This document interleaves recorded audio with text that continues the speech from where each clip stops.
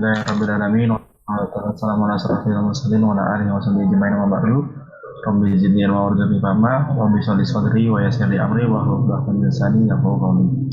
Alhamdulillahirrabbilalamin. Puji dan syukur kita kepada Allah SWT yang telah memberikan kita itu banyak itu nikmat, baik itu nikmat Islam, nikmat iman, bahkan nikmat juga untuk bertolak berilmu di majelis kali ini. Salam salam tak lupa kita junjungan kepada Nabi kita itu Nabi Muhammad Sallallahu Alaihi Wasallam, kepada keluarganya, sahabatnya, dan tak lupa pada para ahlul baitnya. Semoga di yaumul akhir nanti kita mendapatkan syafaat dari Rasulullah Sallallahu Alaihi Wasallam. Amin ya rabbal alamin. Alhamdulillahirabbil alamin. Di sore hari ini ya, di pagi hari di hari ini yang insya Allah diberkahi Allah SWT. Alhamdulillah masih Allah izinkan dan Allah mudahkan kita untuk kembali sama-sama kita bertemu ini bersama Ustaz kita cerita itu Ustaz Agung Waspodo. Assalamualaikum Ustaz. Waalaikumsalam warahmatullahi wabarakatuh. Waalaikumsalam. Alhamdulillah. Apa kabar Ustaz? Alhamdulillah kabarnya baik. Alhamdulillah. Ya, mungkin sebelumnya izinkan saya berkenalan diri gitu ya. Mungkin teman-teman yang lain belum tahu gitu siapa saya gitu ya. Karena kan saya Muhammad Iqbal yang insya Allah kali ini akan menjadi MC di kajian pada sore hari ini. Oke, baik, tanpa lama-lama sebelum kita mulai kajian pada sore hari ini, izinkan saya untuk menyampaikan beberapa adab dalam bermajelis. Yang pertama adalah meluruskan niat untuk menuntut ilmu karena Allah. Yang kedua berwudu dan menutup aurat. Yang ketiga adalah menyiapkan alat tulis untuk mencatat ilmu. Nah, semoga dengan menjaga adab-adab ini, ilmu yang akan kita terima dari Ustadz jadi berkah dan juga jadi pahala jariah itu bagi Ustadz dan pahala jariah juga untuk kita yang bisa mendakwahkan kepada orang-orang yang di sekitar kita. Amin. Allahumma amin. Selanjutnya jika ada yang ingin ditanyakan bisa disampaikan melalui kolom chat dan juga bisa langsung di personal chat juga jika emang mau ditanyakan secara aneh. Baik, tanpa berpanjang kata, kita mulai kajian kita pada Ustaz Agung Waspodo. Waktu dan tempat kami persilahkan. Kepada Ustaz. Bismillahirrahmanirrahim. Assalamualaikum warahmatullahi wabarakatuh. Alhamdulillah, wassalatu wassalamu ala rasulillah wa ala alihi wa sahbihi wa mawala. Asyhadu an la ilaha illallah wahdahu la syarikalah. Wa asyhadu anna Muhammadan abduhu wa rasuluh la nabiyya ba'dah. Allahumma fasalli ala sayyidina Muhammad wa ala alihi wa sahbihi wa sallim amma ba'du. Alhamdulillah segala puji milik Allah Subhanahu wa taala, salawat dan salam tak lupa kita panjatkan kepada junjungan kita suri tauladan kita Nabi besar Rasulullah Muhammad sallallahu alaihi wasallam. Hari ini kita keluar dari rutinitas pembacaan dan pembahasan Sirah Nabawiyah. Kita akan meninjau sejarah berdirinya Zionis. Mudah-mudahan di bagian pertama ini karena memang bahannya cukup panjang jadi tidak akan cukup dalam 1 jam. Jadi kita akan bahas sampai dengan mungkin berdirinya Israel ya, supaya kita memiliki pemahaman yang jelas atas duduk perkara dan sejarah ya dari sudut pandang kaum muslimin insyaallah. Saya share screen dulu.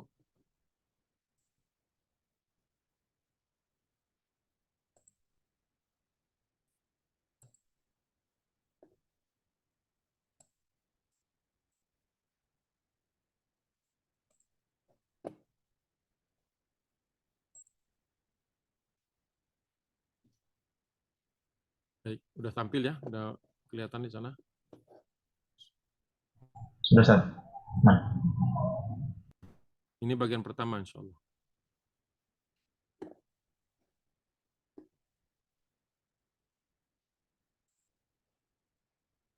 Jadi pada abad ke-19 atau akhir abad ke-19, Palestina itu di bawah kaum muslimin di kepemerintahan Turki Utsmani dan disebut sebagai wilayah khusus atau mutasyarrif.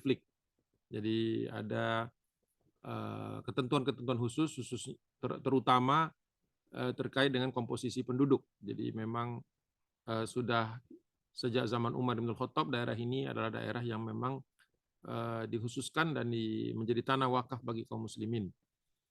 Perlu kita ketahui bahwa ketika Umar bin Khattab di zaman Khulafaur Rasyidin masuk ke Palestina ini penduduk Yahudi yang tinggal di sana itu hampir tidak ada.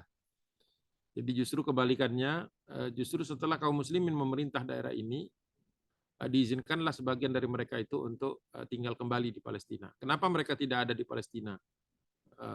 Karena sebelumnya di zaman kerajaan atau kekaisaran Bizantium, mereka itu termasuk orang-orang yang dilarang masuk ke daerah Palestina ini karena mereka sering berbuat onar, sering melakukan pemberontakan. Sebelum Bizantium itu ada Romawi, sebelum Romawi itu Yunani ya, atau Alexander the Great.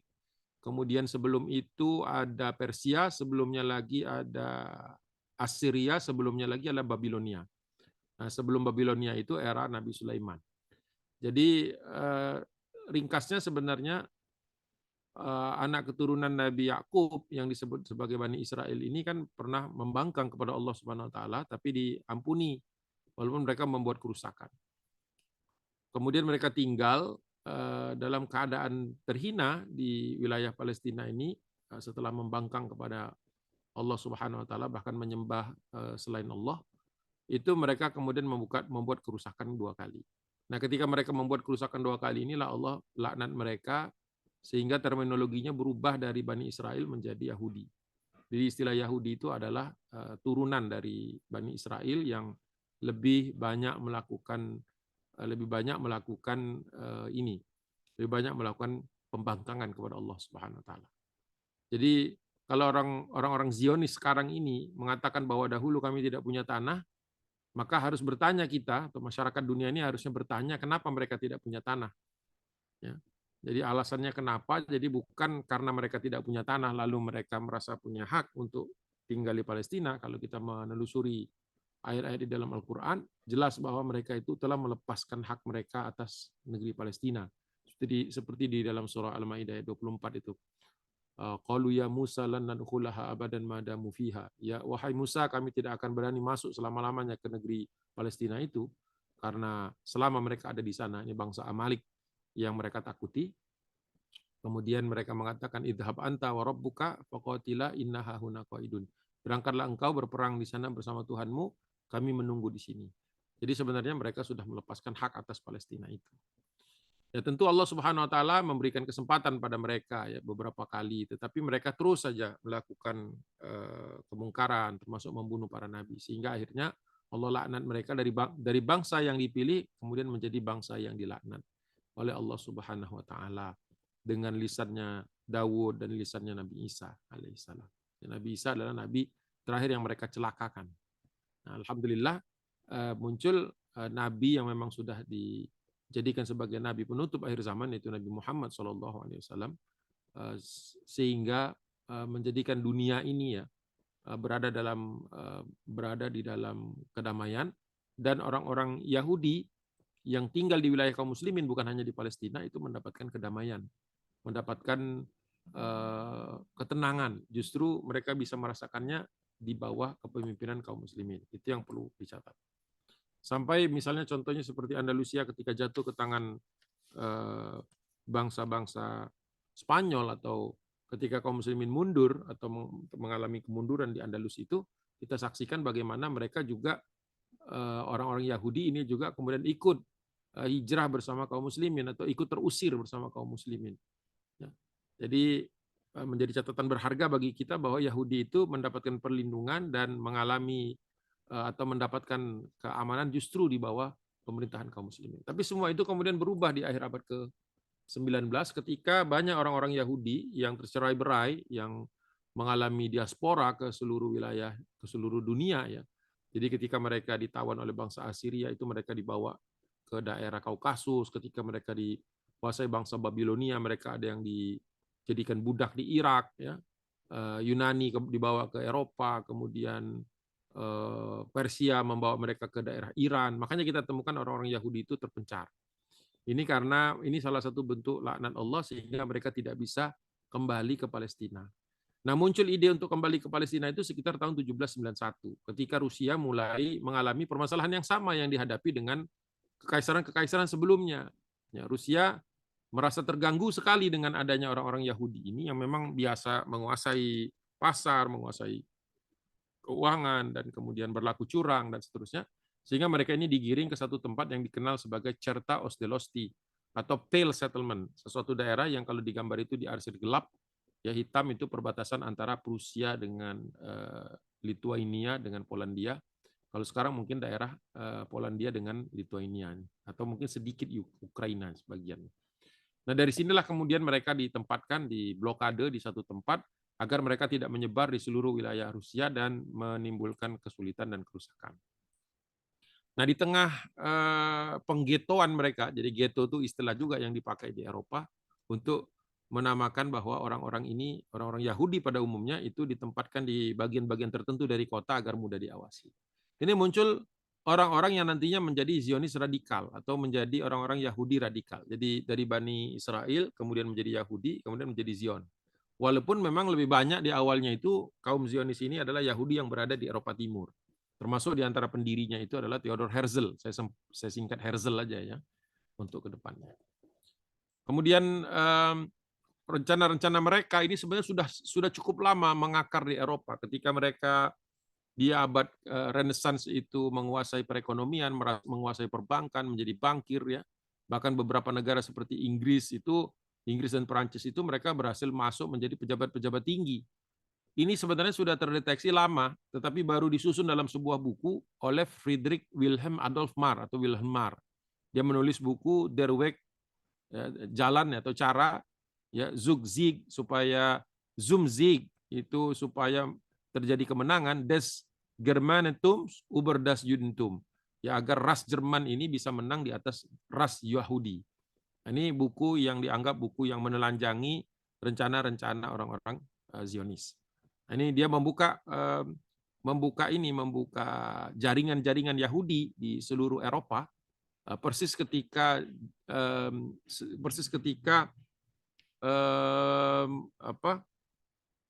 Henry Ford menulis buku tentang The International Jew. Itu juga dia membuka jaringan Yahudi, jaringan bisnis dan jaringan keuangan Yahudi di Amerika.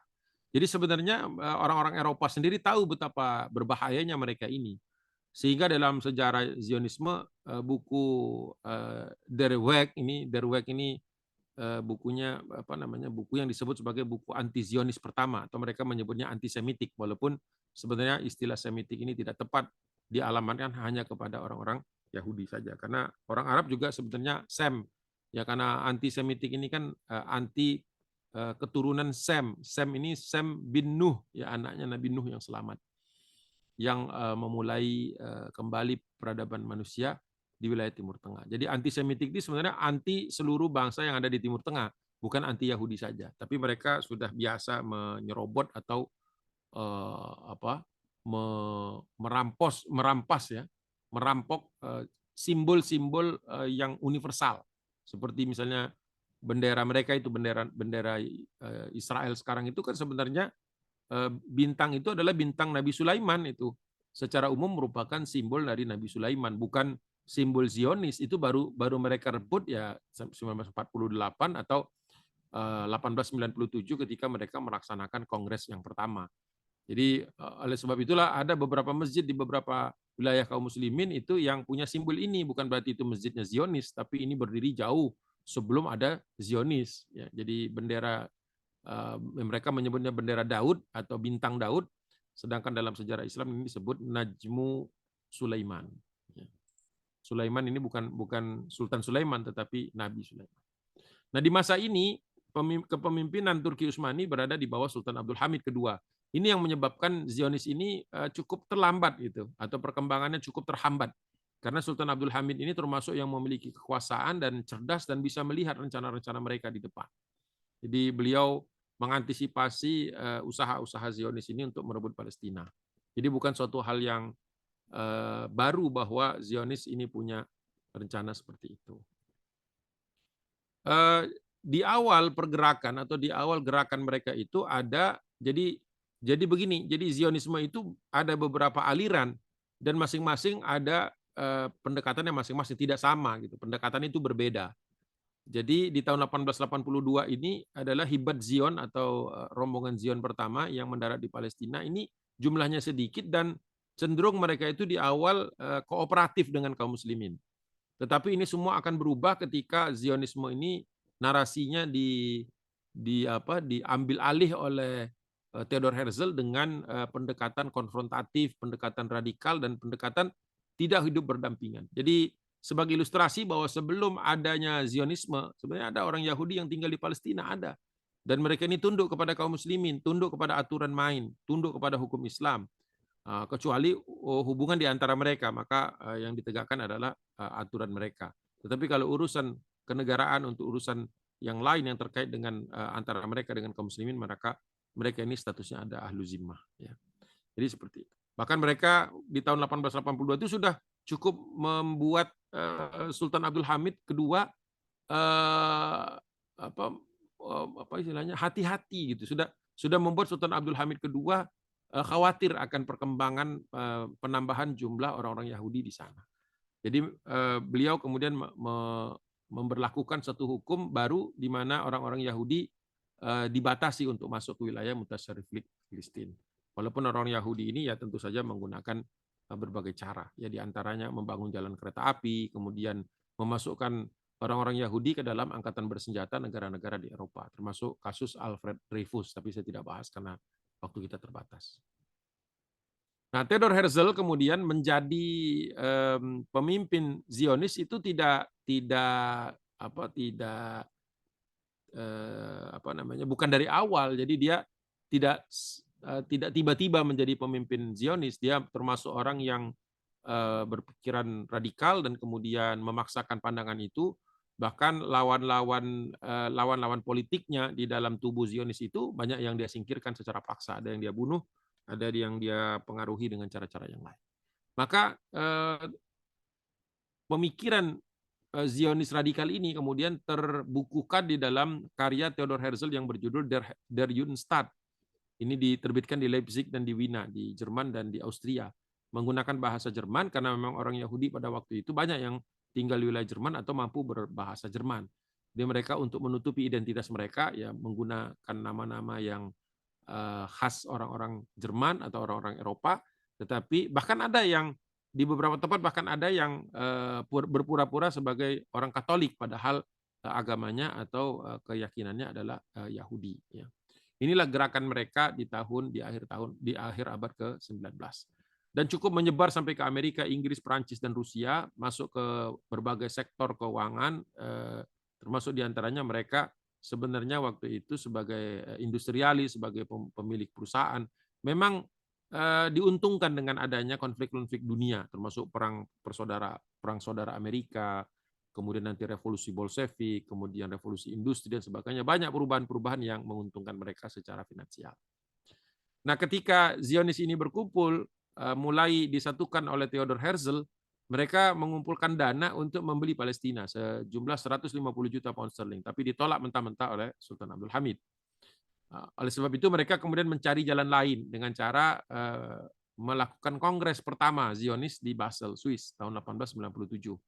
Ini sudah tidak ditemukan lagi pandangan-pandangan Zionis yang berbeda dengan Theodor Herzl. Semuanya sudah sepakat. Oleh sebab itu mereka berani mencanangkan bahwa dalam 50 tahun akan berdiri Eretz Israel atau tanah Israel ini. By the way, Israel itu nggak sama dengan Bani Israel ya, walaupun pengucapannya mirip. Bukan berarti anak keturunan Nabi Yakub itu masih hidup sekarang, ya, tetapi ini adalah cara orang-orang Zionis yang sebenarnya sebagian besar dari mereka itu adalah orang-orang yang ateis dan orang-orang liberal, orang-orang sekuler. Tetapi sengaja mereka memanfaatkan sentimen keyahudian untuk mendirikan negara Israel. Makanya pilihan itu memberikan nama negara tersebut sebagai Eretz Israel, atau tanahnya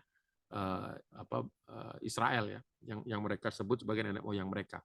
Tapi sesungguhnya secara kenasaban itu tidak sampai, dan kalaupun ada kemiripannya bahwa mereka ini memang adalah orang-orang yang membangkang kepada Allah Subhanahu wa taala. Kemudian mereka mendirikan Jewish National Fund di tahun 1901 di abad pertama di tahun pertama abad ke-20, dan dari situ mereka bisa mendanai migrasi yang kedua. Kemudian dari situ juga mereka berhasil mendanai orang-orang sekulernya Turki Utsmani yang banyak berkumpul di Eropa, di Paris, di Berlin, dan di London. Dan mereka ini kemudian kembali menyusup ke Turki Utsmani dan kemudian menggulingkan Sultan Abdul Hamid II tahun 1909. Ini peristiwa yang dikenal sebagai Revolusi Turki Muda. Di tahun 1909 mereka mendirikan kota Tel Aviv. Ini menunjukkan bahwa jumlah mereka sudah sangat banyak. ya, jadi sudah cukup dominan di pesisir Palestina sehingga mereka mampu membangun atau mendirikan suatu kota yang betul-betul mereka kuasai. Satu kota pertama di mana orang Zionis, orang Yahudi lebih banyak, lebih dominan, lebih mayoritas daripada orang-orang Arab, Muslim maupun Nasrani. Jadi ini awal lahirnya Zionisme di Palestina. Ya. Nah, kemudian setelah Sultan Abdul Hamid kedua mereka makzulkan, maka mereka menyeret Turki Utsmani ini menjadi atau ikut di dalam Perang Dunia Pertama. Dan mereka sengaja mengatur sedemikian rupa karena pengganti Sultan Abdul Hamid itu kan Sultan Mehmed kelima Rosyad. Ini tidak kuat, beliau ini tidak memiliki power gitu. Sehingga sebenarnya keputusan besar itu atas Turki Utsmani itu tidak ditentukan oleh Sultan lagi, tapi ditentukan oleh 3 perwira tinggi yang dikenal sebagai Pashalar. Mereka itu Enver Pasha, Talat Pasha, dan Jemal Pasha, 3 orang. Nah, ketiga orang ini kemudian berhasil dipengaruhi oleh Zionis Internasional supaya mereka ikut Perang Dunia ke-1 dengan iming-iming kalau menang nanti mereka akan mendapatkan wilayah tambahan. Padahal mereka sedang dijebak untuk masuk ke dalam sekutu Jerman, Austria, Hungaria, Bulgaria ini dalam rangka untuk dikalahkan. Kenapa perlu dikalahkan? Karena orang-orang Zionis ini sudah punya rencana langkah kedua. Kalau tadi langkah pertamanya adalah memakzulkan Sultan Abdul Hamid kedua, langkah kedua adalah menyeret mereka masuk ke dalam Perang Dunia Pertama yang besar sekali kemungkinan mereka kalah. Nah, langkah ketiga adalah membagi bekas wilayah Turki Utsmani yang nantinya akan menjadi bancakan bersama-sama, terutama Inggris dan Perancis. Kenapa Inggris dan Perancis? Karena Rusia, Italia itu sudah kalau Rusia itu mengalami revolusi Bolshevik, kalau Italia itu menjadi chaos, Amerika Serikat mengunggulnya datang di Perang Dunia Pertama itu agak terlambat. Jadi yang paling banyak mendapatkan wilayah setelah Perang Dunia Pertama selesai itu adalah Inggris dan Perancis. Mereka bahkan membuat perjanjian rahasia di antara mereka berdua yang disebut dengan perjanjian Sykes-Picot. Nah, kemudian setelah itu, ini mana ini? Oh, nggak keluar dia. Nanti keluarnya bareng banyak. Kadang-kadang suka hang. Nah, betul. Kemudian sehari setelah kekalahan Turki Utsmani di Gaza tahun 1917, ini perang ketiga yang terjadi di Gaza di Perang Dunia Pertama itu, maka Menteri Luar Negeri Inggris yang berdarah Yahudi yaitu Arthur James Balfour membuat deklarasi Balfour yang intinya adalah bahwa Inggris memberikan atau menghadiahkan Palestina setelah Perang Dunia nanti selesai sebagai daerah mandat untuk orang-orang Zionis. Ya, bahkan waktu itu ada serah terima lah kepada pemuka-pemuka Zionis, diantaranya Rothschild, kemudian ada lagi Chaim Weizmann, nanti ada lagi David Ben Gurion dan seterusnya. Ya. Ini saya tuliskan Muhammadiyah didirikannya sebagai pembanding aja bahwa di tahun itu di Indonesia sedang juga terjadi kebangkitan organisasi Islam. Nah, setelah Perang Dunia ke-1 selesai, muncullah Liga Bangsa-Bangsa. Liga Bangsa-Bangsa ini berdiri dan kemudian membagi daerah-daerah yang berubah kekuasaannya. Nah, ketika tanggal 25 April mereka melakukan sebuah rapat di San Remo, mereka secara resmi menyerahkan Palestina di bawah urusan Inggris. Makanya di tahun 1920 sampai 1948 sampai dengan berdirinya Zionis Israel itu, Palestina disebut sebagai British Mandate of Palestine. Nah, British Mandate of Palestine. Ya, jadi mandat Inggris atas Palestina. Saya punya koinnya sebentar. Saya pernah punya, bukan pernah, masih punya koin Palestina itu yang aslinya. Sebentar, saya kasih lihat pakai ini ya, pakai kamera lain. Mungkin saya stop dulu sharingnya. Terus saya tolong di highlight atau di sorot itu apa istilahnya? Spotlight ya, spotlight. Nah, setelah itu saya switch kamera dulu. Nah, kelihatan dulu. Nah, ini koleksi uang saya, koleksi uang kuno saya. Nanti ada Palestina sebentar. Ada Palestina uangnya asli. Ini bukan. Oh, ini dia nih.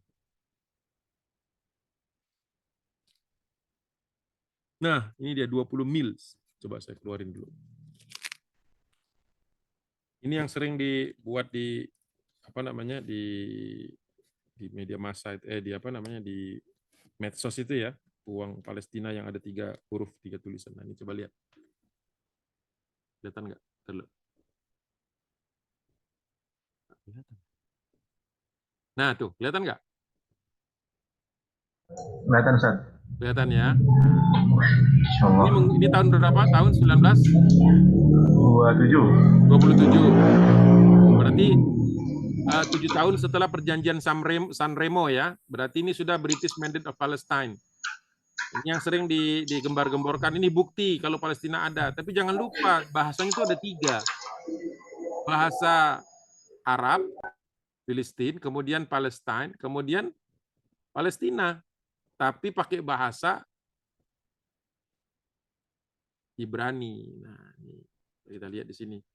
Ya, ini harganya berapa? 20 mils ya, 20 mils. Ya, tapi ini sebenarnya menunjukkan bahwa Palestina itu sudah tidak lagi di bawah kaum muslimin ya. Jadi menunjukkan bahwa waktu itu Palestina dibagi menjadi 2 entitas di bawah Inggris. Inggris yang menjadi apa namanya? Menjadi pemiliknya. Kemudian ada ada parlemen Arab yang terdiri dari kaum muslimin dan orang-orang Nasrani, dan juga ada parlemen Zionis itu. Nah, parlemen Zionis ini adalah parlemen yang kita tahu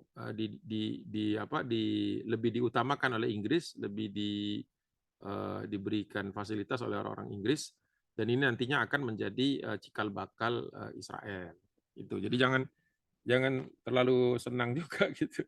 Bahwa itu bukan berarti Palestina itu masih merdeka. Justru kalau Palestina itu masih dalam keadaan merdeka, koinnya bukan koin ini, tapi koin Turki Utsmani gitu. Jadi kalau koinnya sudah koin ini yang dipakai, koin yang 3 bahasa ini, berarti ini sudah pasti setelah Perang Dunia Pertama. Jadi sudah pasti pada era setelah Turki Utsmani kehilangan Palestina kepada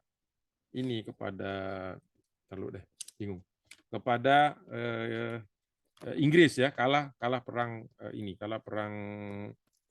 dunia pertama. Sebentar lu, kok saya kebingungan masuk ini. Atau kebalik, jangan-jangan buku saya ini. Oh iya, kebalik. Pantesan dari tadi kok aneh gitu. Kalau nggak salah di halaman belakang. Ini kebalik saya tadi buka. Astagfirullahaladzim. Maaf ya. Jadi itu Palestina ya.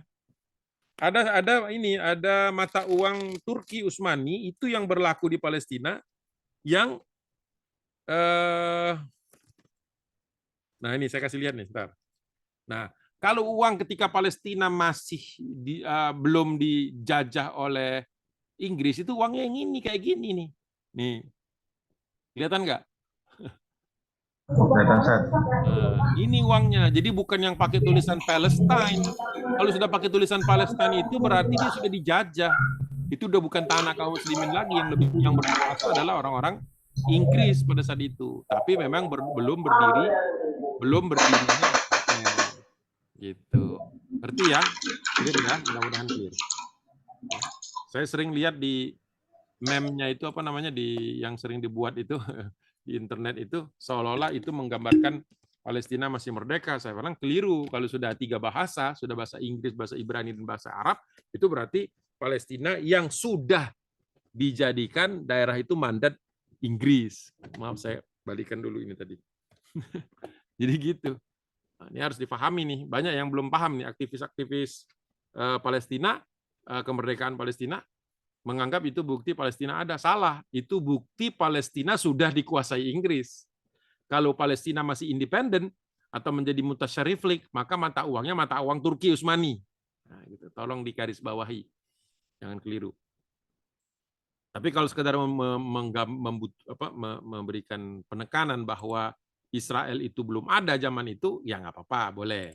Ya, kalau sekedar menegaskan bahwa Israel itu tidak ada di zaman itu, betul. Tapi itu sudah beberapa tahap menjelang berdirinya Israel. Ya, jadi perlu tahu itu. Nanti saya buka lagi ini kamus Saya tuh penasaran tadi, nggak ngecek lebih dahulu bunyi huruf Ibraninya apa gitu. Saya sebentar ya. Nyarinya di mana ya?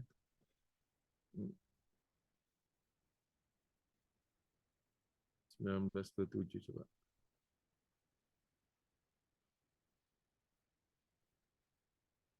Bentar ya. Saya penasaran dengan tulisannya itu apa.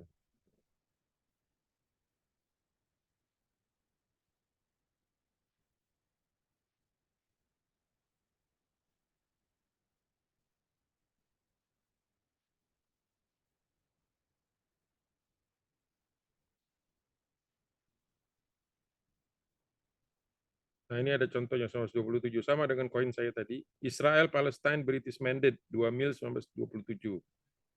Harganya murah sih, cuma $79 nih sekarang. Ya, sekitar 79.000, maaf. Karena hanya 2 mils. Tapi nggak ada keterangan tuh tulisannya apa, sebentar. Nggak ada keterangan di sini. Saya penasaran dengan tulisannya itu. Oh, ini di eBay ya. Sebentar ya, sebentar.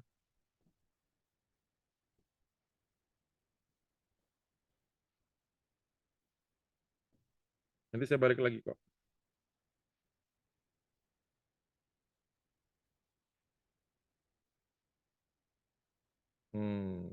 Oke.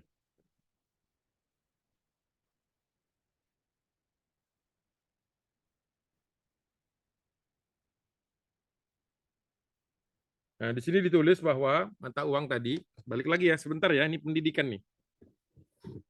Supaya kita lebih hati-hati lagi mengangkat sesuatu. Sebentar. Saya mau kembali lagi ke koin tadi. Nanti saya jelaskan kembali lagi ke penjelasan tadi. Nah, ini dia nih uang. Sebentar. Saya kembalikan lagi ke kamera. Nah.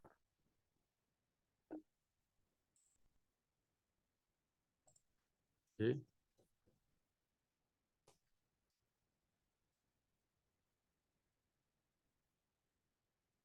Nah, ini kalau dia lihat, kalau kita lihat dari koin ini, ya sebentar. Ini tulisannya Eretz Israel yang atas ini. Jadi bukan Palestine itu, salah saya.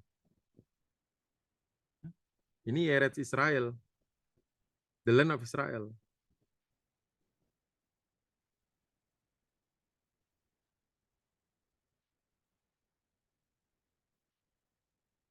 Jadi perlu kita sadari bahwa walaupun di sini ada tulisan Palestine dan Filistin, tetapi apa namanya parlemen Zionis menegaskan bahwa mereka tidak mau ditulis Palestina dalam bahasa Ibrani, dan itu memang tidak ada seingat saya. Maka mereka menuliskan di sini adalah Eretz Israel atau the land of Israel. Jadi hati-hati menggunakan koin ini. Ya, ini koin asli nih ya, bukan replika, ini koin asli. Jadi menggunakan koin ini sebagai kampanye Palestina karena ini menunjukkan bahwa ya itu bukan seperti yang kita bayangkan. Hati-hati aja. Ya, hati-hati. Baiklah, saya lanjut. Bentar, saya bereskan dulu supaya ini tidak tercecer.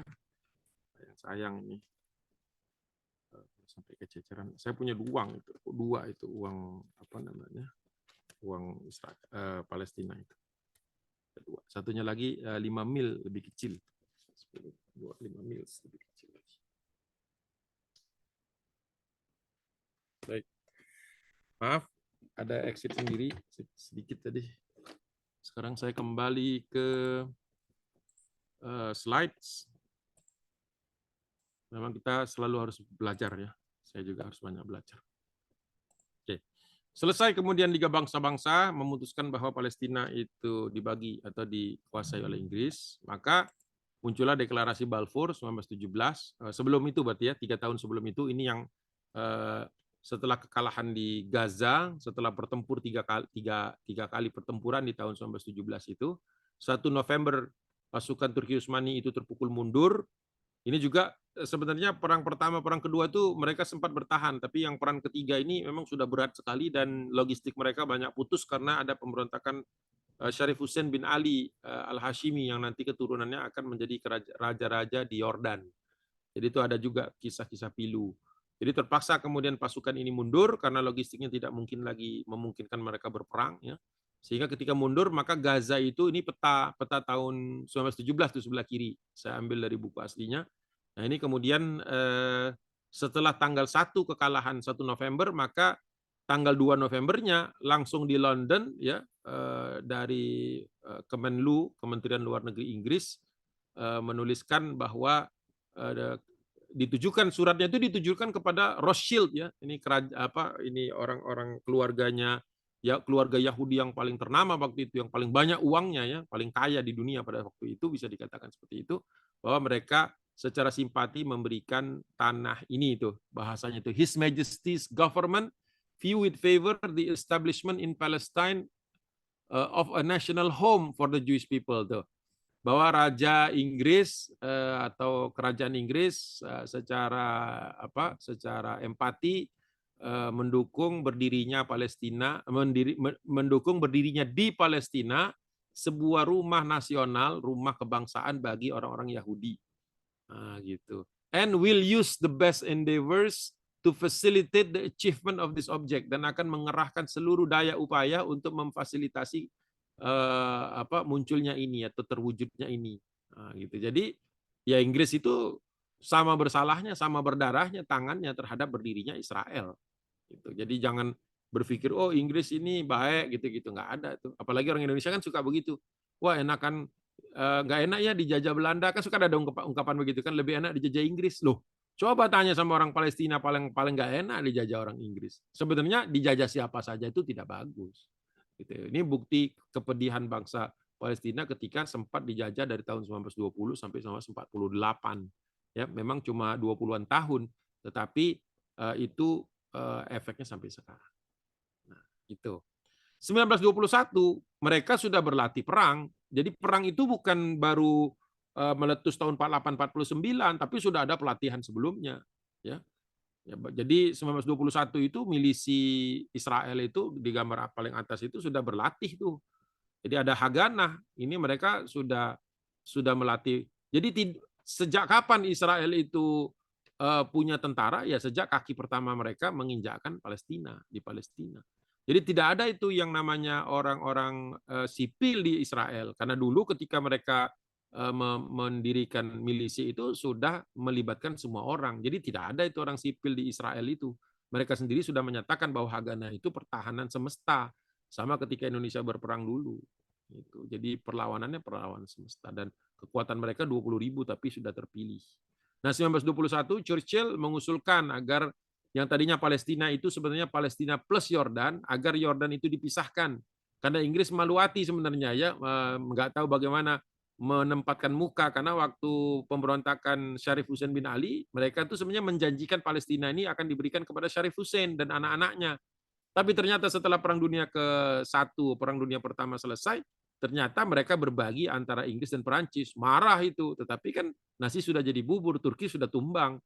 Nah, coba kalau mereka dulu tidak memberontak, ya mungkin pertahanan di Gaza itu masih bertahan sampai sekarang, dan Inggris tidak bisa masuk ke Palestina. Walaupun Perang Dunia Pertama selesai, tapi Palestina tidak lepas. Nah inilah, tapi kita tidak bisa berandai-andai. Yang jelas kemudian Palestina hanya sebatas Palestina saja, tidak termasuk wilayah Yordan. Jadi dulu tanah di sebelah timur Sungai Yordan itu disebut Yordan, yang di sebelah barat Sungai Yordan disebut Palestina.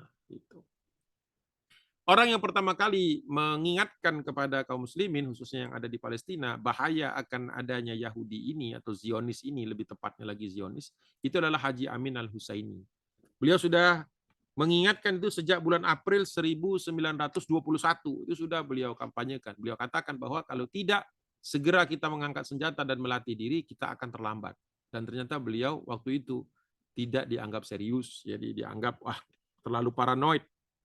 Kan banyak juga tuh orang sekarang kan kayak gitu kan, udahlah jangan terlalu takut, atau bahkan sebaliknya ada yang juga yang mengatakan udahlah kita terima aja nasib gitu-gitu kan, banyak tuh orang-orang muslim yang begitu ya, yang apa istilahnya itu menyerah sebelum berperang lah gitu ya, atau munafik lah mungkin kurang lebih seperti itu. Jadi April 1921 sudah ada isyarat dari beliau. Nah ini tadinya Palestina itu seluas ini, tetapi oleh Churchill dibagi dua, jadi Palestina hanya sebagian yang seperti kita lihat sekarang, sedangkan yang wilayah yang sebelah kanan di sebelah timur Sungai Yordan itu menjadi Transyordan dan kemudian menjadi Yordan. Inilah harga atau biaya yang dikeluarkan oleh Inggris untuk membayar pemberontakan besar yang memungkinkan mereka mengalahkan Turki Utsmani di Palestina pada Perang Dunia Pertama. Itu. Jadi negara Yordan itu pembayaran Inggris kepada para pemberontak. Jadi mohon maaf nih kalau yang belum tahu mungkin sedih ya, karena Syarif Hussein bin Ali ini adalah dari Trah Hashimiyah, Banu Hashim, Tulen gitu.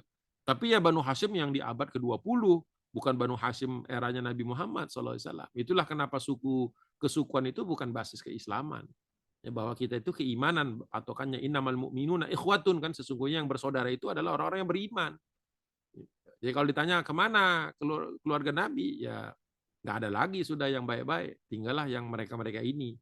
Ya kemudian bisa dipengaruhi oleh Inggris melalui Thomas Edward Lawrence atau disebut dengan Lawrence of Arabia yang mau memberontak ya dengan iming-iming satu negeri yang ternyata tidak diberikan oleh orang-orang Inggris ya. Tadinya kan termasuk Syria, Palestina dan Yordan sebenarnya, tapi Syria itu diberikan kepada Prancis, Irak kepada Inggris, dan Palestina tetap di bawah Inggris. Mereka hanya dikasih daerah secuil yang disebut dengan Yordan, tadinya Transyordan. Nah, itulah orang yang memberontak ya pastinya orang yang berkhianat ya pasti dikhianati, gitu aja. Jadi rumusnya sederhana, kalau Anda berkhianat pasti suatu saat Anda akan dikhianati. Tinggal nunggu waktu aja. Gitu. Itu kira-kira versi singkatnya. Nah, kemudian sebenarnya masih ada upaya untuk mengembalikan Palestina paling tidak ke tanah kaum muslimin ya. Tetapi secara hukum ya, sebenarnya secara hukum itu Palestina mandat Inggris itu sebenarnya lemah karena dikeluarkan ketika Palestina belum seutuhnya dikuasai oleh sekutu atau Inggris. Jadi sebenarnya secara hukum lemah.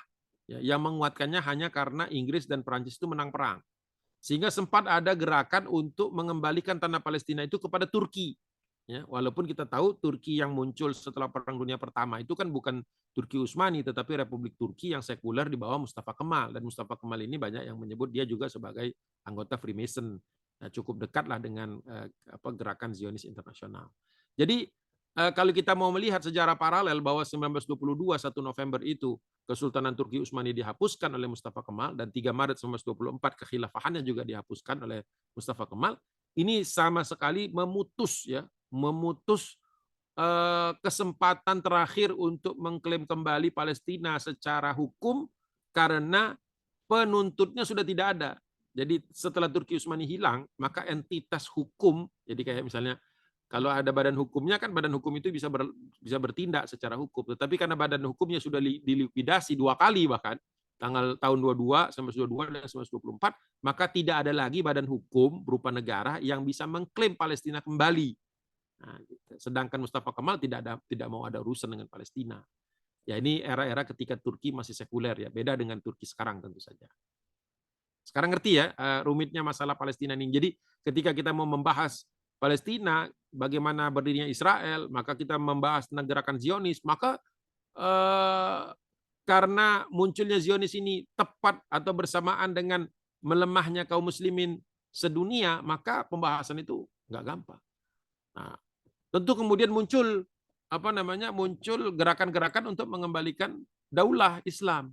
Nah, yang pertama terjadi itu di Kairo, yaitu Kongres Khilafah di Kairo, 22 April 1926. Tapi delegasi-delegasi banyak yang tidak datang, yang datang pun ribut karena tidak semua setuju kalau Raja Fuad dari Kairo itu dari Mesir itu diangkat sebagai khalifah.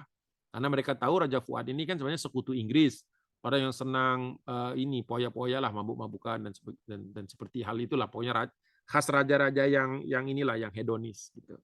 Maka tidak berhasil ya. Nah, kemudian dilakukan yang kedua kali 1926 juga, tapi 11 Juni, ya 2 bulan setelah itu, konferensinya di Mekah, dan ini lebih prestisius karena cukup banyak yang menghadiri, tetapi tidak mendapatkan pengakuan lah dari yang tidak hadir. Jadi intinya kaum muslimin kelihatan betul bagaimana mereka lemahnya ya.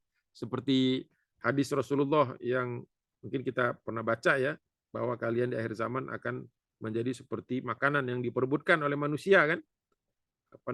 Yushikul umamu an tada'a alaikum kama tada'a al-akallah ila qas'atiha. Kelak kalian akan direbutkan oleh perbangsa-bangsa lain sebagaimana orang memperebutkan makanan untuk menghabisinya, untuk memakannya. Nah, seperti itulah bayangan kita. Bahkan di tanggal 11 Juni 1926 itu bahkan ada utusan Indonesia yang datang ke sana. Ya, utusan dari Syarikat Islam yaitu Haji Umar Said Cokro Aminoto, Hos Cokro Aminoto, dan Kiai Haji Mas Mansur dari Muhammadiyah. Dan juga Nahdlatul Ulama mengirimkan, tetapi terpisah dengan rombongan ini. Ya, mereka ada rombongan yang datang sebelum itu kepada Raja Saud, ya, kepada Abdul Aziz bin Saud.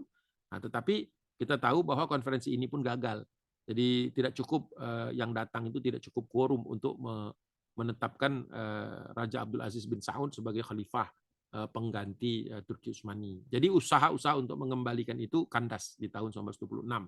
Nah, Indonesia sendiri waktu itu kan 1926 sudah ada kebangkitan bangsa, tetapi kita belum atau 2 tahun sebelum kita melaksanakan Sumpah Pemuda, gitu ya, Kongres Pemuda-Pemudi Indonesia yang kedua itu sebenarnya.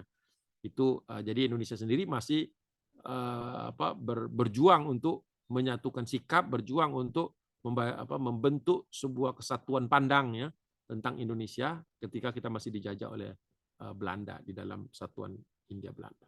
Jadi seperti itu.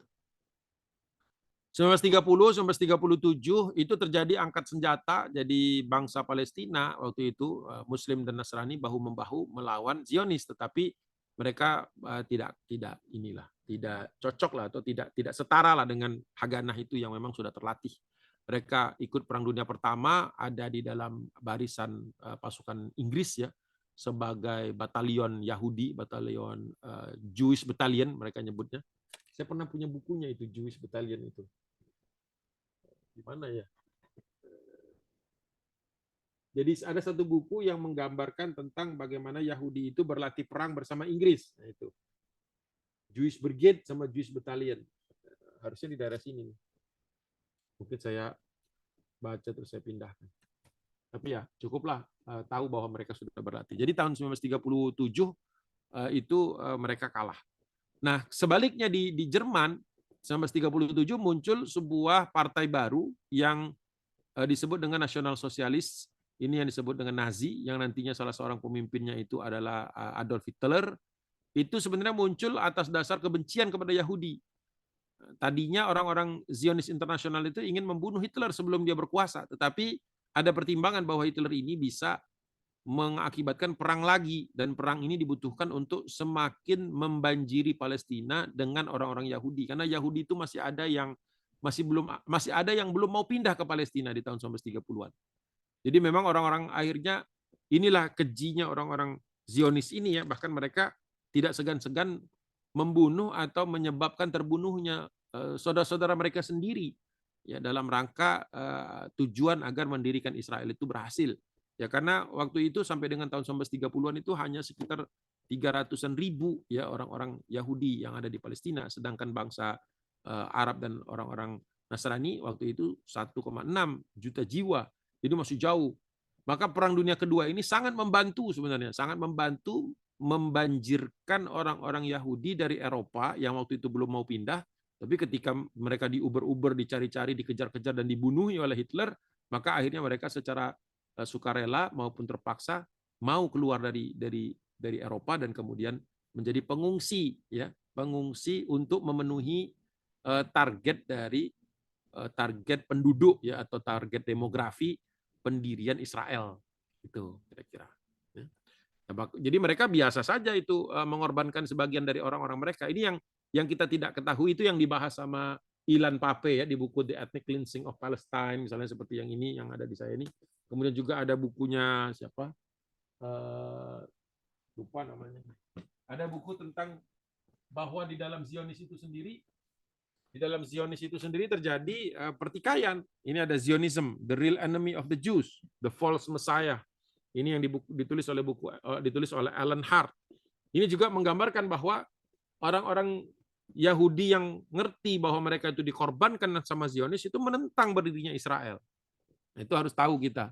Ada dinamika seperti itu. Tetapi orang-orang Zionis ini kan mereka tidak hanya kejam kepada kaum muslimin, tapi mereka juga kejam kepada sesama mereka yang tidak searah. Nah, itu harus dicanangkan, harus diberitahu. Akhirnya Perang Dunia itu meletus, kemudian mereka berkongres lagi, tetapi mereka berkongresnya itu di Eropa yang tidak terkena perang ya, di London dan kemudian di Amerika Serikat, sampai kemudian mereka mempersiapkan diri ya di menjelang akhir Perang Dunia Kedua di Eropa 1945, di mana kemudian akhirnya mereka secara jumlah sudah cukup besar untuk bisa mempengaruhi demografi Palestina seperti di gambar ini, yang warna warna krem ini ya, warna beige ini adalah daerah yang konsentrasi orang-orang Yahudinya paling banyak, sedangkan yang wilayah abu-abu ada konsentrasi orang-orang Arab dan orang-orang Nasrani. Ya, nah ini kalau kita lihat memang sudah mulai terjepit ya, dari segi jumlah mereka sudah cukup banyak pada waktu itu. Ya, bisa dikatakan mungkin hampir 50%, tetapi wilayah yang mereka kuasai itu lebih dari 60%. Inilah yang kemudian kita kenal sebagai resolusi PBB nomor 181 yang ditolak oleh bangsa Palestina. Termasuk yang menolaknya bukan hanya Muslim dan Nasrani, tapi juga orang-orang Yahudi yang sudah lama hidup berdampingan dengan kaum Muslimin, yang bukan Zionis. Ya. Jadi di Palestina itu kan tadi saya katakan sejak zaman Umar bin Khattab sudah ada orang-orang Palestina diperbolehkan di zaman Umar itu orang-orang Yahudi untuk kembali ke Palestina dalam jumlah yang terbatas tentu saja. Ya, kalau sebelumnya mereka itu hampir dikosongkan dari Palestina. Gitu. Jadi mereka kembali ke Palestina itu awalnya adalah atas baik hati, ya, atas kemurahan hati kaum muslimin, baik di zaman Khulafaur Rasyidin, Umayyah, Abbasiyah, sampai kepada Turki Utsmani. Gitu. Nah sekarang mereka kembali bukan untuk hidup berdampingan. Jadi Zionis itu bedanya dengan Yahudi yang tinggal berturun-temurun bersama kaum muslimin di Palestina. Bedanya Zionis itu datang untuk merebut, bukan datang untuk hidup bersama. Datang untuk merebut dan datang untuk menguasai negeri. Oleh sebab itulah semua usulan-usulan untuk berdamai itu tidak bisa diterima. Itu bukan mau konflik, bukan mau berantem terus, bukan. Tetapi justru ketika kita, negeri kita, rumah kita dikuasai orang, direbut orang, memang kita harus tidak boleh diam, kita harus angkat senjata, kita harus melawan. Ya, walaupun tentu saja kalau sekarang ini dunia sudah dipegang oleh Zionis, sehingga setiap kali bangsa Palestina, baik itu Hamas maupun Fatah maupun PLO zaman dulu mengangkat senjata selalu disebut sebagai teroris. Itulah sebabnya sekarang banyak orang Islam, Muslim di negeri-negeri kaum Muslimin maupun di Arab sana, di Timur Tengah sana, yang sering malah justru menyalahkan saudaranya sendiri. Ini yang paling menyedihkan, ya, bukan hal-hal lain, tapi yang paling menyedihkan adalah ketika kaum muslimin sendiri menyalahkan kaum muslimin maupun Nasrani di Palestina ketika mereka angkat senjata melawan penjajahnya. Ini mungkin yang bisa saya sampaikan dalam kesempatan pertama. Mudah-mudahan ini menjadi salah satu dasar, ya, pemahaman dasar akan sejarah, bahwa untuk memahami sejarah Palestina kita harus membaca banyak, dan sejarah itu tidak hanya sekedar apa yang terjadi di Palestina, tapi apa yang terjadi di Eropa, yang terjadi di Amerika, bahkan nanti yang terjadi di Asia. Itu mungkin dari saya. Sekali lagi mohon maaf, nanti kita lanjut dalam pertemuan berikutnya. Billahi taufiq wal hidayah. Assalamualaikum warahmatullahi wabarakatuh.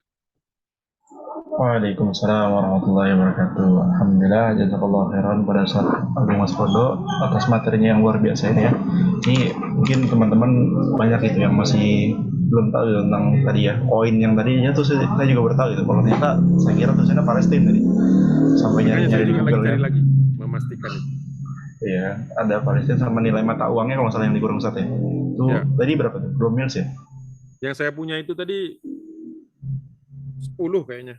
Oh, 10 miles ya. Mils, bacanya mils. Oh, mils ya. Kalau miles jarak ya, kalau miles. Insyaallah. Ya mungkin teman-teman barangkali ada yang mau bertanya, silahkan bisa di chat di kolom komentar, atau mungkin juga langsung bertanya kepada Ustaz juga langsung bisa. Boleh silakan. Wah, langsung Ustaz, ada yang nanya Ustaz. Ya, 20 yang tadi saya punya 20 mils. Kemudian ada yang 5 mils sama ada yang 1 fils. Jadi di bawahnya fils. Ya, silakan. Ya, Ustaz, izin ya membacakan pertanyaannya. Assalamualaikum Ustaz, izin bertanya. Ya. Apakah di sisi lain Barat memiliki kepentingan atas berdirinya Zionis, yaitu bentuk penempatan manusia yang memang menjadi proyek berdirinya sebuah negara di tengah negara Arab? Ya, mutual simbiosis lah. Di satu sisi Barat juga mendapatkan keuntungan, jadi tidak virus Yahudi ini tidak menyebar di negeri mereka. Gitu. Jadi ya kalau mau lihat seperti itu kan, sebenarnya kan kalau memang Amerika sayang sama Zionis, kenapa nggak di salah satu daerah mereka dikasihkan saja? Kalau Israel itu kan kecil istilahnya gitu. Kenapa nggak dipasang di bumi di tanah Amerika? Kenapa nggak di Inggris? Kenapa nggak di Perancis? ibaratnya kalau mereka begitu sayang, ya kalau memang sayang, kenapa harus di Palestina? Nah, gitu.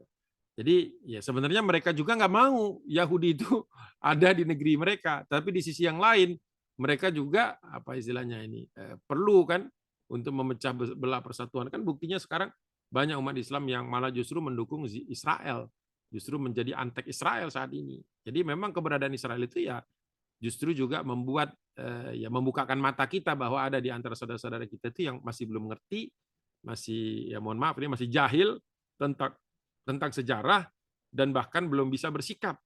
Padahal sudah jelas-jelas di mata di apa namanya kita saksikan setiap hari pembantaian itu. Padahal kita baru membicara tentang masalah akidah ya, masalah persaudaraan kita dengan mereka. Belum kita bicara bagaimana dulu mereka punya jasa terhadap kemerdekaan Republik Indonesia. Belum lagi nanti kita bahas tentang kemanusiaan. Tapi yang paling utama memang adalah ikatan keimanan. Wallahu a'lam. Mungkin yang lain jika ada yang mau bertanya silahkan seputar ini apa namanya hal-hal yang mungkin info-info kabar burung ya. Jadi bisa klarifikasi itu Ustaz. Kalau ada yang penasaran gitu kan. Juga lagi viral juga sekarang Ustaz. Gambar-gambar semangka hari ini. Nah, ini saya pakai filter backgroundnya semangka ini. Iya. Ya silahkan mungkin ada yang mau bertanya.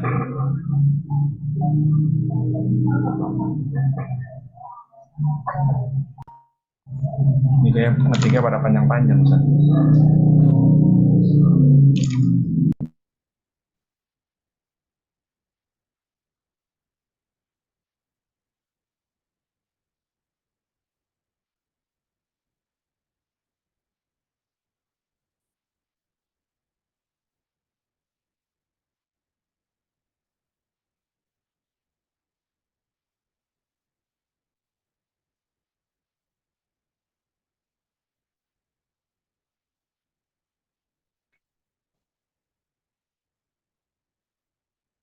Ada?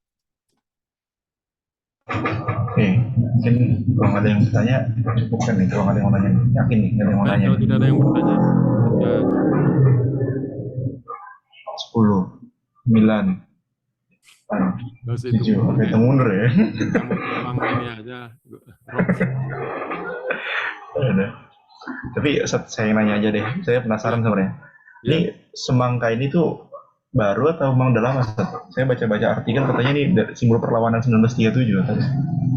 Oh gitu. Ya, tahu udah apa hoax kayak itu? Ya saya sendiri belum serius membacanya, jadi belum bisa komentar.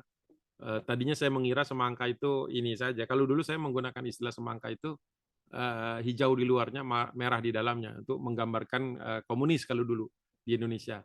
Komunis itu kan bergerak masuk ke Sarekat Islam ya. Sarekat Islam itu adalah institusi atau organisasi Muslim pertama di Indonesia. Nah, mereka masuk ke dalamnya pura-pura jadi anggota Sarekat Islam di Semarang. Nah, itu kemudian tetapi ya sebagaimana semangka yang kulitnya hijau kalau dibuka dalamnya merah. Ternyata mereka itu adalah aktivis-aktivis atau orang-orang komunis yang disebut dengan NKVD ya atau partai cikal bakal Partai Komunis Indonesia. Tadi saya kira itu. Saya belum tahu kenapa banyak yang menggunakan ini. Wallahu a'lam bishawab. Belum saya baca. Oh, siap. Ya, ini soalnya kan baru banget hari ini nih viral-viralnya nih. Ya, emang perlu di ini kan baca-baca lebih lanjut itu. Kayak saya penasaran juga Mak. Dulu kalau belum tahu. Iya, barangkali kan Ustaz ada referensinya juga tadi baru tahu tuh tentang nanti saya baca lagi. Jadi analogi kan di zaman-zaman ini komunis dulu. Oke. Mungkin jika tidak ada yang bertanya, kita cukupkan kajian pada sore ini. Sore ini semoga apa yang kita dapatkan, apa yang Ustaz berikan, dan apa yang telah teman-teman luangkan menjadikan pahala jariah dan juga dihitung sebagai amal terbaik di akhirat nanti. Dan juga bentuk kepedulian kita terhadap ya saudara-saudari kita di Palestina ya. Semoga saudara-saudara kita di Palestina Allah berikan kekuatan dan juga kita juga pribadi ya, semoga Allah memberikan kelapangan rezeki sehingga juga bisa membantu baik itu secara finansial maupun doa-doa untuk para saudara-saudara kita yang di Palestina.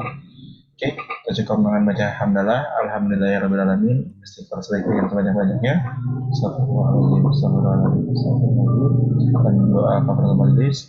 Subhanakallahumma wa bihamdika asyhadu an la ilaha illa anta astaghfiruka wa atubu ilaik. Sekian, terima kasih. Jazakallahu khairan Ustaz. Ustaz Agung sudah atas ilmu-ilmunya. Nih, insyaallah ya.